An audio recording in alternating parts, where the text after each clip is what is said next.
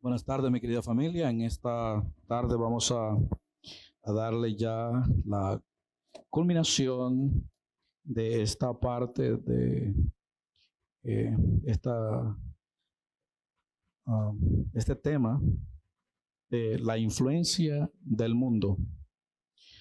Este tema de la influencia del mundo lo comenzamos en 1 Corintios capítulo 6, versos del 1 al 11, y los temas que hemos estado tocando han sido el comienzo, o sea, esa cultura detrás de la influencia. Hemos tocado temas como la industria de las demandas y también tocamos netamente el tema de los conflictos dentro de la iglesia, basado en los versos del 1 al 11 de 1 Corintios 6. En esta tarde vamos a concluir con uno de los temas que está dentro de este tema, ¿no? Un subtema, por así decirlo, y es la iglesia y la industria de las demandas. Tocamos el tema de la industria de las demandas y superficialmente tocamos el tema de la iglesia, pero en esta tarde tenemos que ver cómo o cuál es la postura de la iglesia concerniente a esta industria, ¿verdad? Esta industria que se ha agigantado en nuestros días. No solamente por el asunto del corazón del hombre, pero también por que nuestros enemigos, y cuando me refiero a nuestros enemigos, estoy hablando en plural, la naturaleza pecaminosa, Satanás, sus legiones de demonios y todo este mundo que no quiere saber nada de Cristo, pueden percibir que su tiempo se está acabando, que el retorno del gran rey se aproxima. La venida de nuestro Señor Jesucristo está cada día más cerca. Y conforme esto se está acercando, entonces ellos saben que su próxima destrucción, o por si se me permite acuñar el término, su juicio está por venir. Y luego que después del juicio, entonces ellos van a vivir una eternidad, ¿verdad? Bajo la ira de Dios. Muchos a veces piensan, bueno, yo prefiero mejor la muerte porque después de la muerte ya no existe nada. No. Todavía hay una vida después de la muerte, ya sea una vida con Cristo, experimentando su amor, su misericordia, o una vida con Cristo, experimentando su ira. Mi querida familia, permíteme darte una última palabra concerniente a esto de la iglesia y la industria de las demandas. Como dije, el mundo sabe que su hora se está acercando. Y dentro de lo que el mundo es y el mundo cree, hay algo que tanto Satanás como el mundo y la misma naturaleza pecaminosa han vivido engañados todo el tiempo. ¿Sabían ustedes que el mejor mentiroso o el mentiroso más grande es aquel que llega a creerse sus mentiras? Satanás es el padre de las mentiras porque ha llegado a creerse sus propias mentiras. Él piensa que es capaz de detener el juicio y él cree que es capaz de cambiar el destino. Él ha escuchado las profecías a través de los profetas. Él ha escuchado lo que le espera a través de las escrituras, a través de aquellos hombres que predicaron el evangelio y todavía se continúa predicando el evangelio. Sin embargo, él piensa que puede cambiar su futuro. El mundo piensa que puede cambiar su futuro. Usted puede ver hoy por hoy las películas, las series que tienen que ver con sistemas apocalípticos. Siempre al final ganan los buenos y cambian ese futuro trágico, ese futuro apocalíptico.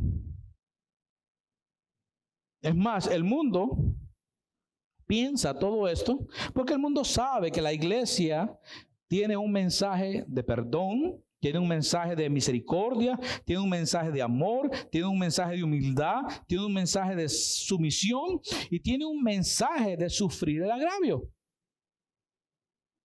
Y por lo tanto, el mundo piensa que la iglesia es ingenua. Y como supuestamente la iglesia no corre en el desenfreno por el cual corren todos aquellos que pertenecen a este mundo, el mundo piensa que la iglesia es engañable. Mas sin embargo no es así. Todos aquellos que formamos parte de la iglesia, todos aquellos que hemos sido escogidos por Dios, todos aquellos que practicamos el ayuno, la oración y sobre todo el estudio de la palabra de Dios, llegamos a la misma conclusión que llegaron aquellos que escucharon estas palabras de Jesús dichas en Mateo capítulo 10, verso 16. Cuando Jesús dijo: miren, los envío como ovejas en medio de los lobos. Por lo tanto, sean astutos como serpientes e inofensivos como palomas. Inofensivos como palomas, no mostrando un carácter agresivo, pero astutos como la serpiente, preparados para defendernos y atacar si es posible. Cuando Jesucristo estableció que ni las puertas del Hades iban a prevalecer contra su iglesia, no implicó que las puertas del Hades están atacando la iglesia, sino que la iglesia está atacando las puertas del Hades. Las puertas del infierno, donde están aquellos miles de millones de muertos espirituales, pero que han sido predestinados para salvación. Y entonces la iglesia, a través del poder del Espíritu Santo y a través del poder del Evangelio, sigue resucitando aquellos muertos espirituales y experimentan esa primera resurrección. Experimentan y pueden escuchar el Evangelio salvador de Cristo Jesús. Y pueden creer por aquella fe que les es otorgada por el Espíritu Santo. Ahora bien, esto no quiere decir que nunca ha de faltar aquel hermano ingenuo, aquel hermano que tiene años de estar yendo a la iglesia, pero que no ora, que no ayuna, que no estudia la palabra de Dios, la lee, pero no la estudia. Aquel recién convertido que está en ese tiempo de fuego según él, pero no quiere leer la escritura, que confía en todos y se cree todo. Es más, se cree aquel dicho que dice: Dios ama al pecador y aborrece el pecado. Y dice, la Biblia lo dice. Y cuando pasan los años se viene a dar cuenta que la Biblia no lo dice, sino que fue Gandhi el que lo dijo. Estos hermanos, a la hora de las pruebas, a la hora de los problemas, a la hora de las tentaciones, se conforman con leerse el Salmo 91. Y dicen, no, ahí está mi confianza. Y leen el Salmo del 91, pero leen la parte que les conviene, las partes del 3 al 8. Así que si por favor me acompañan rapidito a ese salmo y van a ver por qué a estos hermanos les gusta ese salmo. Los versos del 3 al 8 dice: te rescatará de toda trampa y te protegerá de enfermedades mortales. Con sus plumas te cubrirá y con sus alas te dará refugio. Sus fieles promesas son tu armadura y tu protección. No tengas miedo de los terrores de la noche, ni de la flecha que se lanzan en el día. No temas a la enfermedad que acecha en la oscuridad, ni a la catástrofe que estalla al mediodía. Aunque caigan 1000 a tu lado, aunque mueran 10,000 a tu alrededor, esos males no te tocarán. Simplemente abre tus ojos y mira cómo los perversos reciben su merecido. Y estos hermanos leen este texto y dicen: yo estoy ahí y nada me va a pasar. El problema es que estos hermanos no leen el contexto. Y si leemos el contexto desde el verso 1 dice: los que viven al amparo del Altísimo encontrarán descanso a la sombra del Todopoderoso. Declaro lo siguiente acerca del Señor: solo Él es mi refugio, mi lugar seguro. Él es mi Dios y en Él confío. Les gustan las promesas, pero no les gusta el sometimiento a Dios. Porque cuando meten a Dios como mi Dios, entonces tienen que someterse a los mandamientos de Dios. Ya no es el Dios que me da, es el Dios que me exige. Es el Dios que me reclama la responsabilidad que ha puesto sobre mí. Es el Dios que me ha puesto estatutos para que yo los obedezca. Y ellos no quieren eso. Ellos quieren todo lo que está del 3 al 8, pero no quieren nada del 1 al 2. Y lo que es peor, ellos no continúan después del 8. Y si ustedes notan, en el 9 viene una implicación. Del 9 hasta el final del capítulo dice: si haces al Señor tu refugio y al Altísimo tu resguardo, ningún mal te conquistará. Volvemos otra vez. Es asunto de agarrar lo que Él ha dicho, sus leyes, sus decretos, y obedecerlos. ¿Por qué? Porque ahora Él es mi Señor y por lo tanto es mi refugio, porque Él es mi Señor.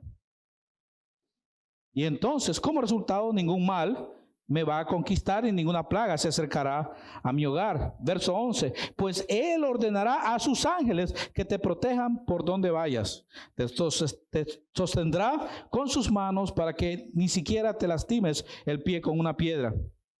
Pisotearás leones y cobras, aplastarás feroces leones y serpientes bajo tus pies. El Señor dice: rescataré a los que me aman. Volvemos otra vez. Es algo que nosotros tenemos que hacer con Él. Y en la primera epístola de Juan dice que nosotros amamos a Dios porque Él nos amó primero. Y aquí, a través del Salmo, dice que Él va a rescatar a quienes lo aman. Y dice: protegeré a los que confían en mi nombre. Y luego, cuando me llaman, verso 15, cuando me llamen, yo les responderé. Estaré con ellos en medio de las dificultades. Los rescataré y los honraré. Y noten cómo concluye ese salmo: los recompensaré con una larga vida y les daré mi salvación. No es un asunto de ser ingenuos y leer solamente la parte que nos conviene, sino el contexto completo. Porque cada contexto completo, cuando lo estudiamos dentro de la Escritura, vamos a entender el mensaje completo.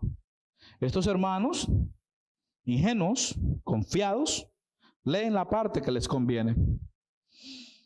¿Y qué tal de aquellos que tienen la Biblia abierta en el Salmo 23? Pero que en el Salmo 23 solamente leen el verso 4.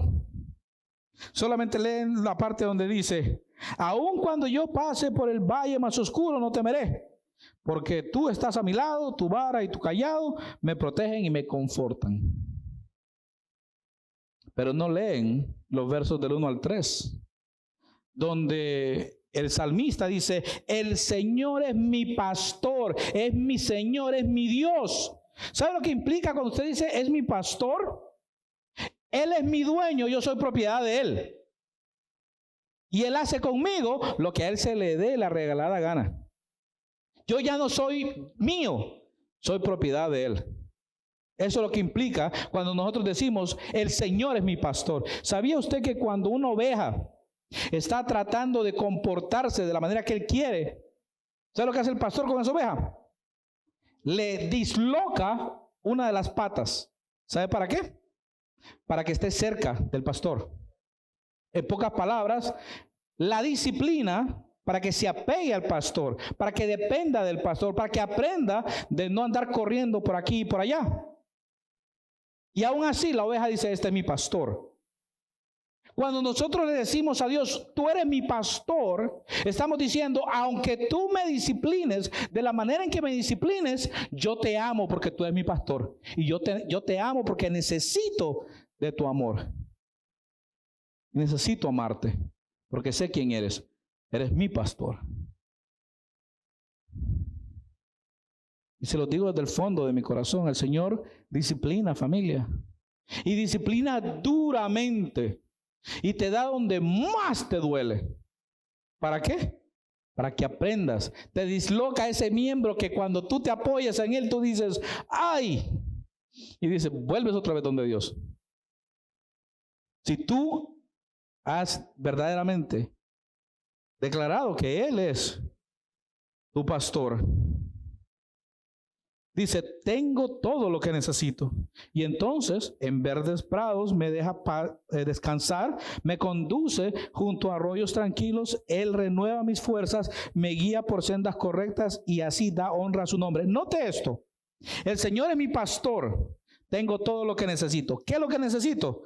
Verdes prados, eso es lo que necesito. ¿Quién me lleva a los verdes prados? Él me lleva a los verdes prados.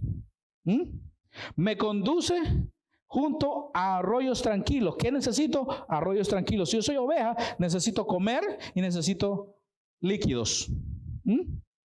¿Qué más necesito? Renovar mis fuerzas para continuar siguiendo. Y por último, necesito que me guíen por donde yo tengo que ir.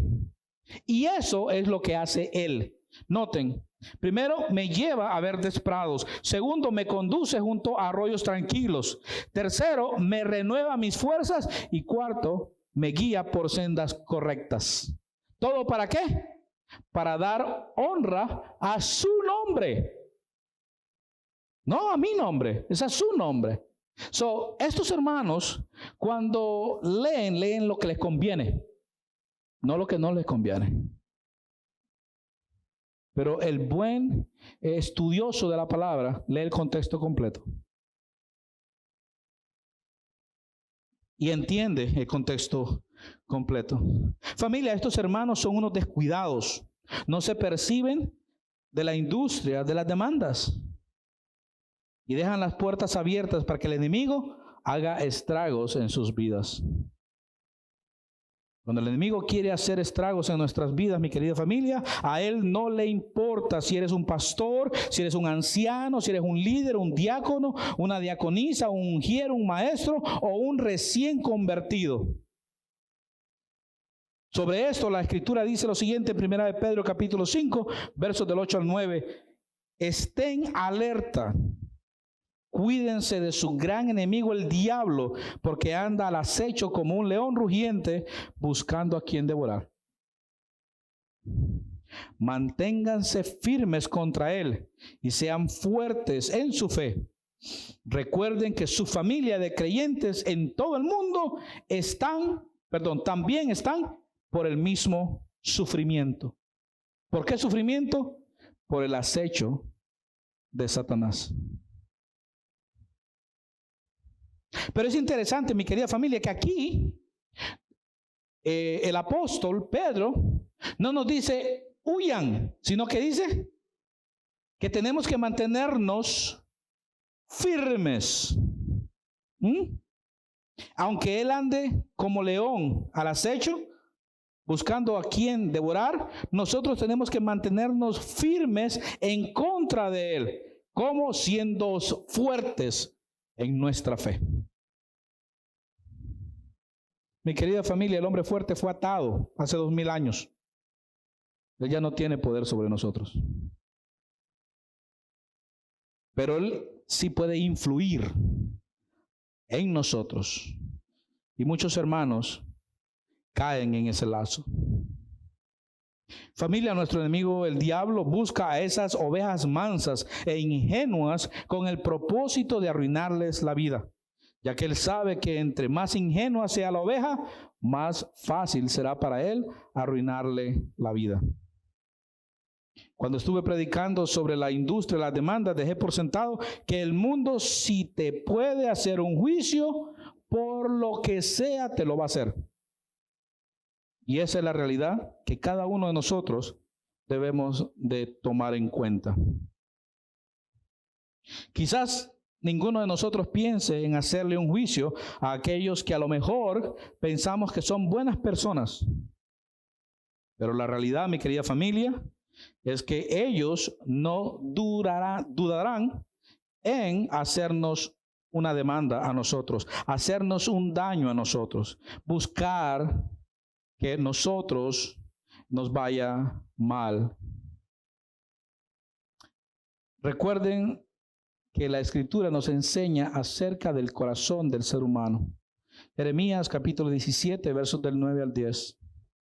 El corazón humano es lo más engañoso que hay y extremadamente perverso. ¿Quién realmente sabe qué tan malo es? Pero yo, el Señor, investigo todos los corazones y examino las intenciones secretas. A todos les doy la debida recompensa según lo merecen sus acciones. Eso es lo que dijo el profeta. Eso es lo que dijo Dios a través del profeta. Familia, lo que es aún desconcertante es que en medio de las congregaciones, a aquel que consideras tu hermano, aquel que según tú tienes años de conocerle, al que según tú tienes años de confianza, al que según tú tienes años de amistad, al que según tú tienes años de favores hechos, al que según tú tienes años invertidos en su familia, y en ese mismo, y es ese mismo el que cuando menos lo piensas, él te da la puñalada por la espalda.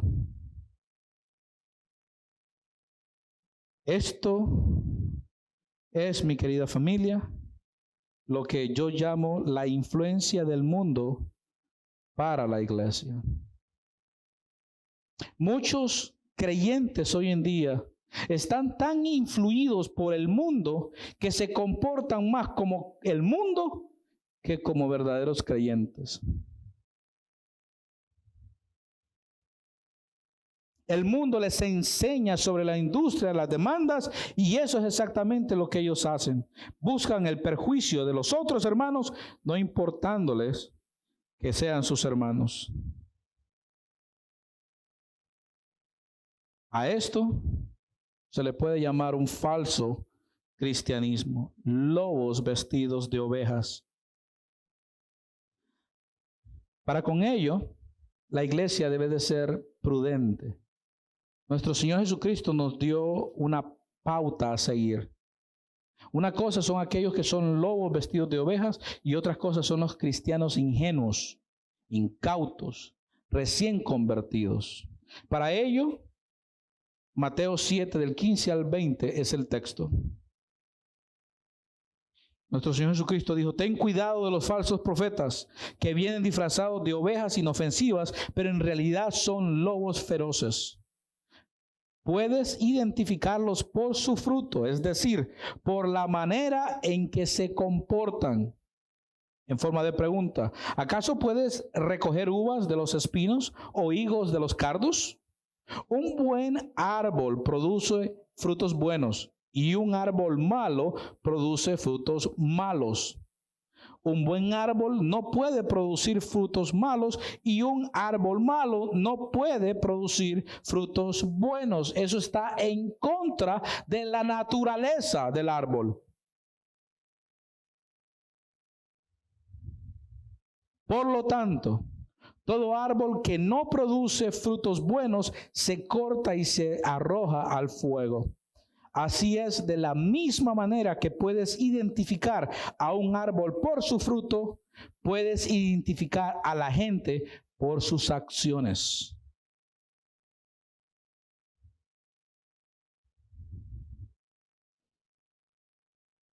Pero también le llamo a la iglesia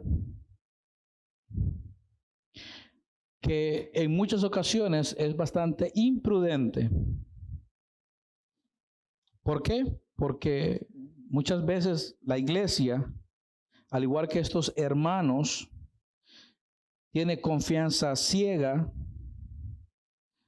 por la ignorancia a las Escrituras. Durante el tiempo de la escuela dominical estuvimos recordando que para experimentar la llenura del Espíritu Santo, nosotros tenemos que practicar 3 cosas: el ayuno, la oración y el estudio de la palabra. Y cada creyente está llamado a experimentar la llenura del Espíritu Santo, no una vez a la semana, no una vez cada 2 días, o no una vez cuando nosotros nos reunimos como iglesia, no una vez cuando nosotros vamos a tener un culto de oración, no una vez cuando vamos a tener una campaña evangelística, sino todos los días y en cada momento. Esa es nuestra responsabilidad.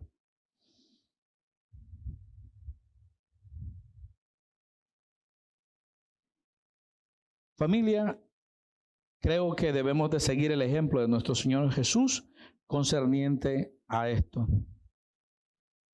Usted va a decir, ¿por qué? Juan 2 del 23 al 25 es el texto. Es nuestra responsabilidad conocer. El escrito dice, debido a las señales milagrosas que Jesús hizo en Jerusalén, durante la celebración de la Pascua, muchos comenzaron a confiar en él, pero Jesús no confiaba en ellos porque conocía todo acerca de las personas. No hacía falta que nadie le dijera sobre la naturaleza humana, pues él sabía lo que había en el corazón de cada persona.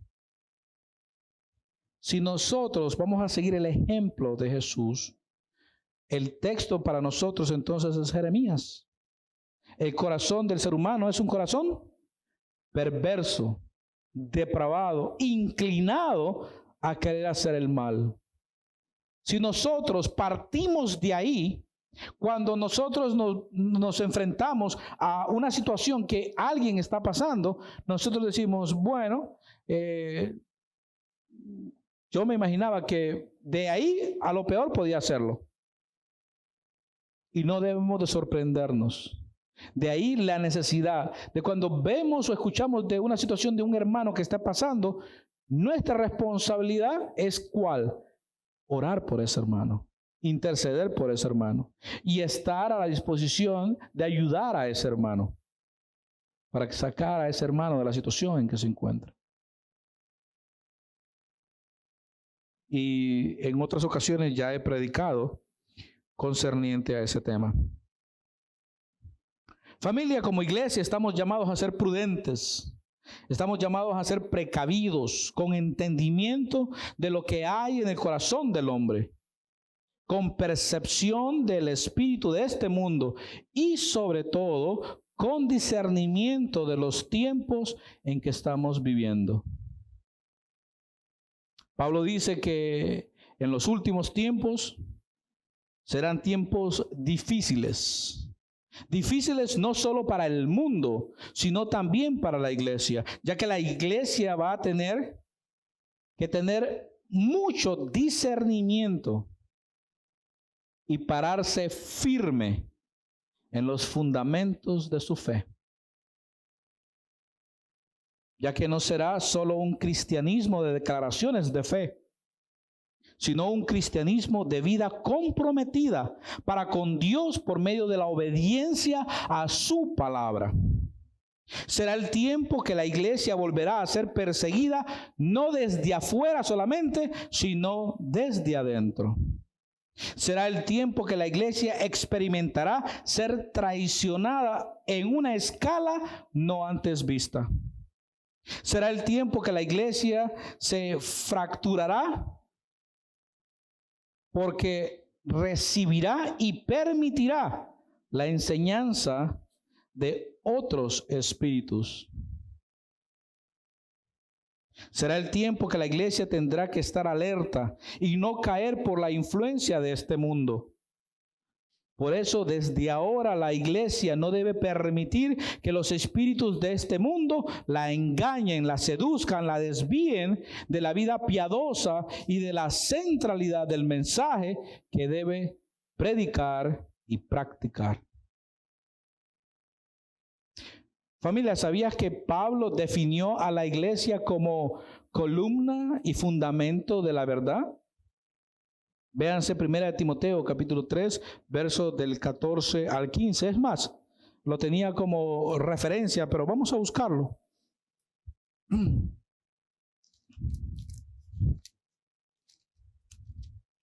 Primera carta del apóstol Pablo a su hijo espiritual Timoteo, capítulo 3, versos del 14 al 15. Dice: aunque espero verte pronto, te escribo estas cosas ahora, para que si me retraso, sepas cómo deben comportarse las personas en la familia de Dios, en pocas palabras, en la iglesia. Esta es la iglesia del Dios viviente, columna y fundamento de la verdad. ¿Cuál es la verdad del evangelio? Cristo. Y dentro del contexto, verso 16 dice: sin duda alguna, el gran misterio de nuestra fe es el siguiente: Cristo fue revelado en un cuerpo humano y vindicado por el Espíritu. Fue visto por ángeles y anunciado a las naciones. Fue creído en todo el mundo y llevado al cielo en gloria.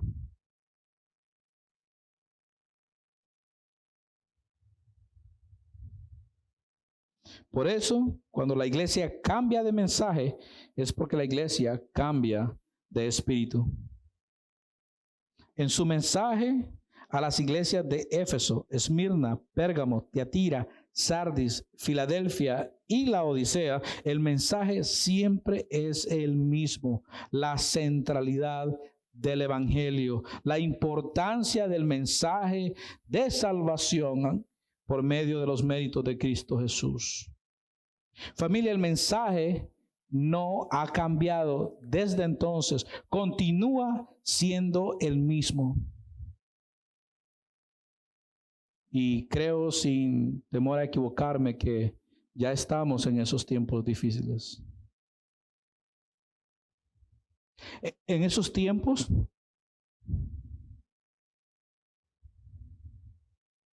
donde tanto líderes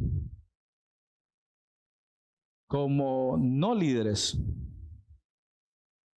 dentro de la iglesia siguen siendo influenciados por este mundo.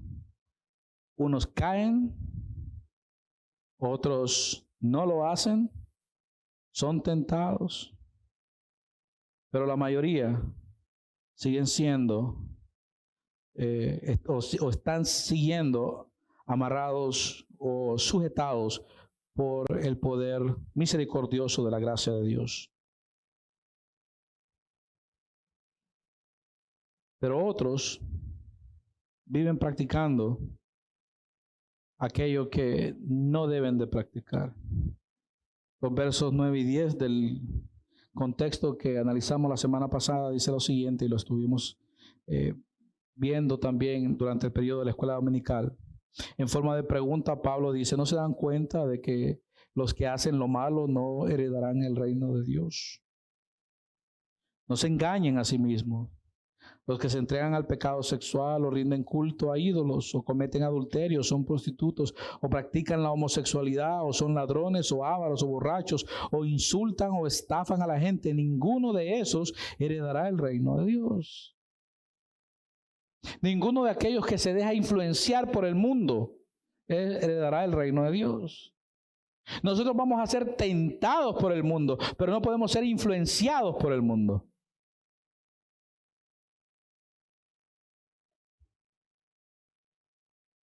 Cuesta creerlo, mi querida familia, pero estamos viviendo en los tiempos donde muchos son los que se aferran a este mundo, están enamorados de las cosas que este mundo ofrece. Y este mundo ofrece materialismo. Este mundo ofrece poder sin Dios, fama sin Dios. Y déjenme decirles una cosa: Jesucristo dijo: pero sin mí nada podéis hacer. Sin Dios no podemos hacer absolutamente nada. Y el problema es que la advertencia siempre está ahí. de que si amamos a este mundo, el amor del Padre no está en nosotros. Eso lo podemos ver en 1 de Juan, capítulo 2, verso 15. Familia, verdaderamente son tiempos difíciles, son tiempos de engaño, son tiempos de espíritus burladores, son tiempos en que una cantidad de espíritus ha salido por la tierra a engañar a personas. Y como dice la Escritura, y si es posible, hasta a los elegidos. Y usted va a decir, pero ¿cómo es posible que los elegidos sean engañados? Porque dentro de los elegidos vive, o puedo decir convive, la naturaleza pecaminosa. Y como lo estuvimos analizando durante el tiempo de la escuela dominical, aquel que vivió y practicó aquellas cosas cuando estábamos muertos en nuestros delitos y pecados, le es más fácil caer en esas cosas. Y nuestro enemigo nos conoce bien. Y siempre nos ataca por ahí. Y el problema es que Satanás solamente pone la tentación enfrente. La naturaleza pecaminosa que está dentro de nosotros, esa es la peor de todos los enemigos que tenemos. Porque esa es la que hace que en nuestro corazón esté ese fuego ardiente por querer ser movidos a hacer aquello que a Cristo no le agrada. Eso lo encontramos en Romanos capítulo 8.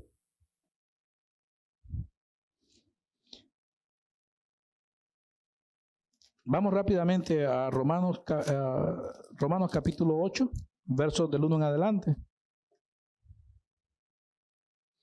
Pablo, después de analizar el capítulo 7, dice: por lo tanto, ya no hay condenación para los que pertenecen a Cristo Jesús. Y porque ustedes pertenecen a Él, el poder del Espíritu que da vida los ha liberado del poder del pecado que lleva a la muerte. La ley de Moisés no podía salvarnos porque nuestra naturaleza pecaminosa es débil. Así que Dios hizo lo que la ley no podía hacer. Él envió a su propio Hijo en cuerpo como el que nosotros los pecadores tenemos, y en ese cuerpo, mediante la entrega de su Hijo como sacrificio por nuestros pecados, Dios declaró el fin del dominio que el pecado tenía sobre nosotros. Lo hizo para que se cumpliera totalmente la exigencia justa de la ley a favor de nosotros, que ya no seguimos a nuestra naturaleza pecaminosa, sino seguimos al Espíritu. Verso 5. Los que están dominados por la naturaleza pecaminosa piensan en cosas pecaminosas, pero los que son controlados por el Espíritu Santo piensan en las cosas que agradan al Espíritu. Por lo tanto, permitir que la naturaleza pecaminosa les controle la mente lleva a la muerte.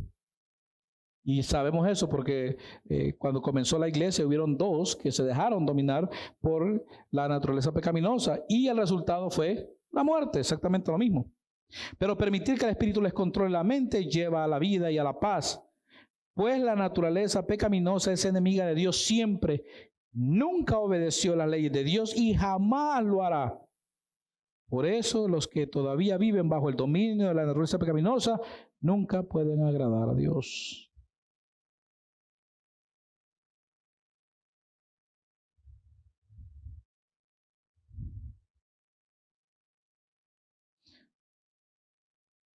No los voy a dejar, mi querida familia, con una nota fúnebre. Como iglesia, tenemos la confianza de que nuestro Señor no nos ha dejado ni nos ha desamparado. Jesús, en su oración sumo sacerdotal, le pidió al Padre lo siguiente. Juan 17, del 15 al 20 es el texto. No te pido que los quites del mundo, sino que los protejas del maligno. Al igual que yo, ellos no pertenecen a este mundo. Hazlos santos con tu verdad. Enséñales tu palabra, la cual es verdad. Así como tú me enviaste al mundo, yo los envío al mundo y me entrego por ellos como un sacrificio santo para que tu verdad pueda hacerlos santos. No te pido solo por estos discípulos, sino también por todos los que creerán en mí por el mensaje de ellos. Esto no solamente fue para los 12, sino también para nosotros. Note la petición.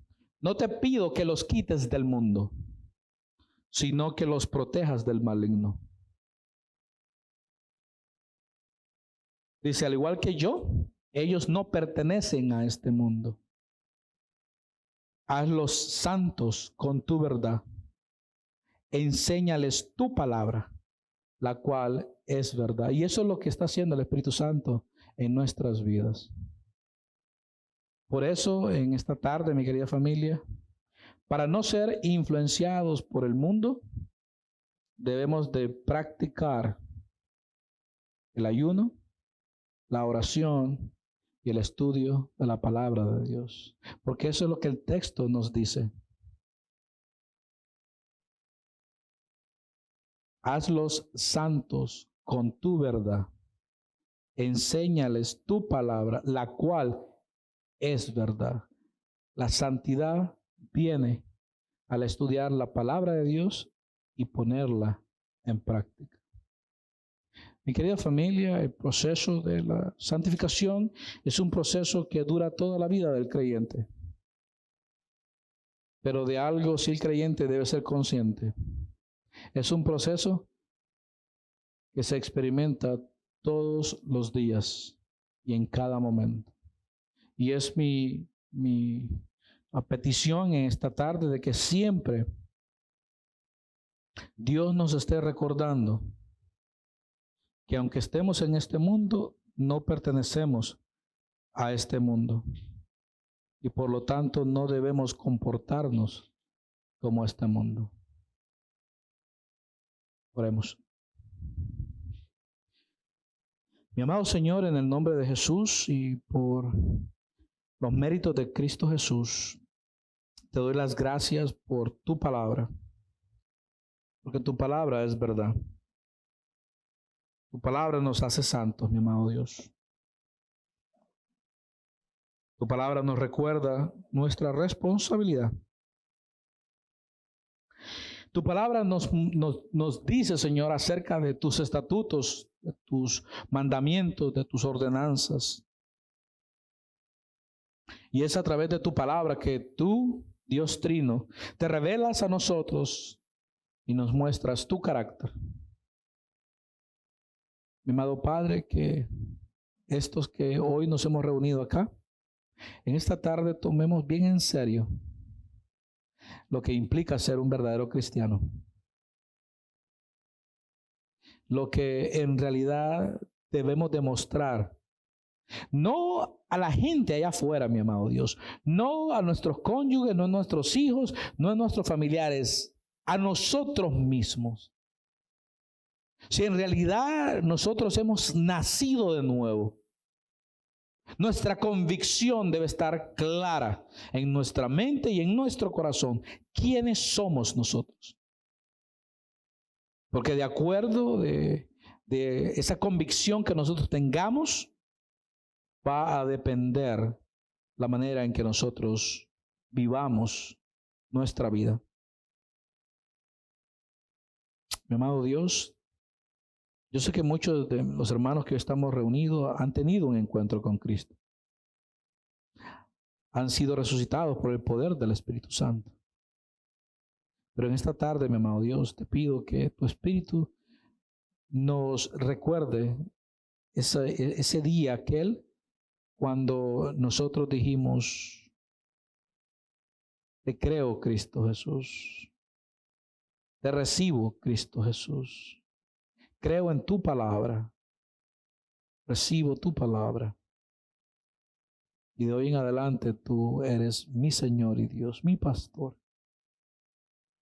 Y al recordarnos ese día, hoy en esta tarde, podemos renovar esos votos donde nos sometimos a ti y prometimos obediencia plena a ti todos los días de nuestra vida. Mi amado Dios, la única manera para no ser influenciados por el mundo es recordarnos todos los días que nosotros no pertenecemos a este mundo. Nosotros pertenecemos a tu reino. Permite, Padre eterno, que nosotros seamos dóciles y podamos, Señor, obedecerte, porque al hacerlo, tú recibirás honra y gloria y nosotros los beneficios de esa gloria. Y es por los méritos de Cristo que te pido y te imploro todo esto. Amén y amén.